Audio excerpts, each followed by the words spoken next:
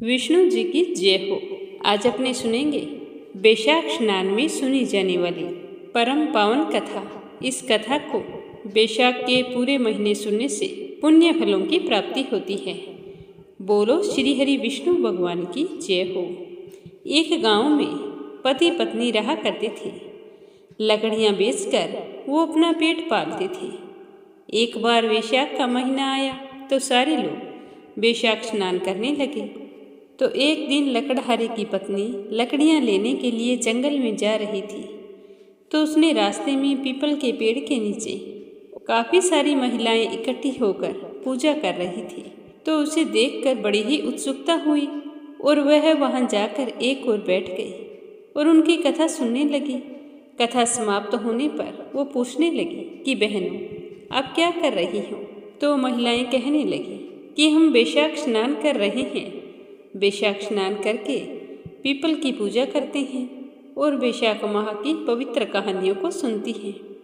ऐसा करने से घर में धन धान्य की कोई कमी नहीं रहती। तो यह सुनकर लकड़हारे की पत्नी मन ही मन बहुत ही खुश हुई। सोचने लगी कि मैं भी वैशाख स्नान करूंगी और रोजाना नियम से इनके साथ यहाँ पर पूजा भी कर लूंगी। तो वो रोजाना अपने घर से स्नान करके आती और वहाँ पर महिलाओं के साथ बैठकर विष्णु जी की पूजा करती, पीपल सींचती और वैशाख स्नान की पावन कथाओं को बड़े ही श्रद्धा भाव से सुनती। ऐसा करते करते एक महीना बीत गया। पूर्णिमा के पहले दिन वो सारी महिलाएं उससे कहने लगी कि कल पूर्णिमा का दिन है तो तुम्हें अपने वैशाख स्नान का उद्यापन करना होगा। वैशाख के दिन पंडितों को भोजन करवाना है और यथासंभव दान दक्षिणा देनी है। तो यह सुनकर वो बड़ी ही उदास हो गई। सोचने लगी कि मेरे घर में तो खिलाने पिलाने के नाम पर कुछ भी नहीं है। मैं क्या करूँगी? मेरे पास कोई अन्न धन भी नहीं है जिसका मैं दान कर सकूं। तो यह सोचकर वो जंगल में लकड़ियां लाने के लिए चली गई और लकड़ियों का गट्ठर लाकर बाजार में बेचने के लिए गई और मन ही मन विष्णु जी का स्मरण कर रही थी। तो भगवान की कृपा से वे लकड़ियां चंदन की हो गई। जैसे ही वो राजमहल के आगे से गुजरी तो राजा को चंदन की लकड़ियों की खुशबू आई। तो राजा अपने सैनिकों से कहने लगे कि जाओ पता लगाओ ये चंदन की लकड़ियों की खुशबू कहाँ से आ रही है।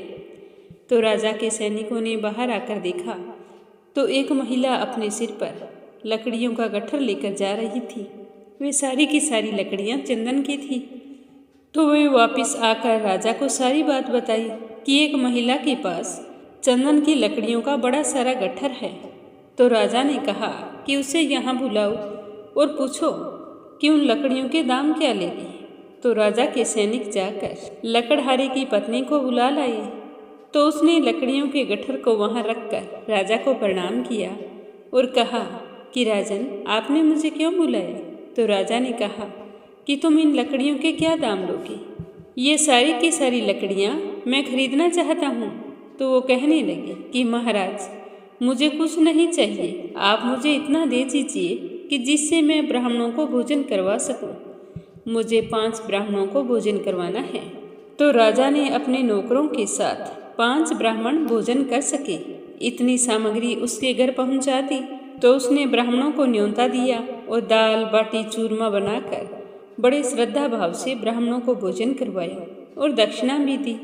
तो उसकी सेवा भक्ति देखकर वे ब्राह्मण बहुत ही खुश हुए और उसे आशीर्वाद देकर अपने घर चले गए।